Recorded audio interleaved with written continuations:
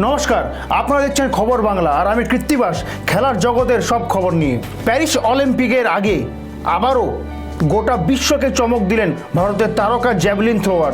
চতুর্থ প্রচেষ্টায় 82.27 দূরত্বে জ্যাভলিন থ্রো করে সোনার পদক জিতলেন নীরজ।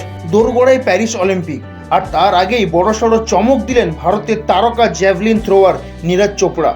ফের দেশের মুখ উজ্জ্বল করলেন তিনি। ভুবনেশ্বরে কলিঙ্গ স্টেডিয়ামে জ্যাভলিন থ্রো প্রতিযোগিতার ফলাফল সামনে।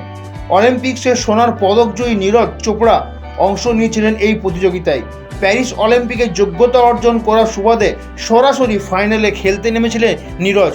82.27 দূরত্বে জ্যাভলিন থ্রো করে সোনার পদক জয় করলেন নীরজ। আবারও কি বড়সড় ধাক্কা লাগতে চলেছে ভারতীয় শিবিরে?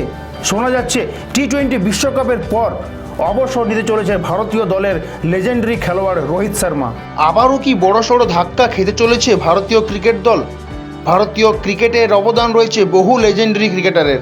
কপিল দেব থেকে শুরু করে সচিন তেন্ডুলকর, সৌরভ গাঙ্গুলি, রাহুল দ্রাবিড়, বীরেন্দ্র সেহবাগের মতো খেলোয়াড়রা তাদের অবসর গ্রহণে বড়সড় ধাক্কা খেতে হয়েছিল ভারতীয় ক্রিকেটকে। তবে সবাই সব দিন খেলা চালিয়ে যেতে পারে না, এটা মেনে নিয়েছেন ভারতীয় বহু ক্রিকেট সমর্থকরা।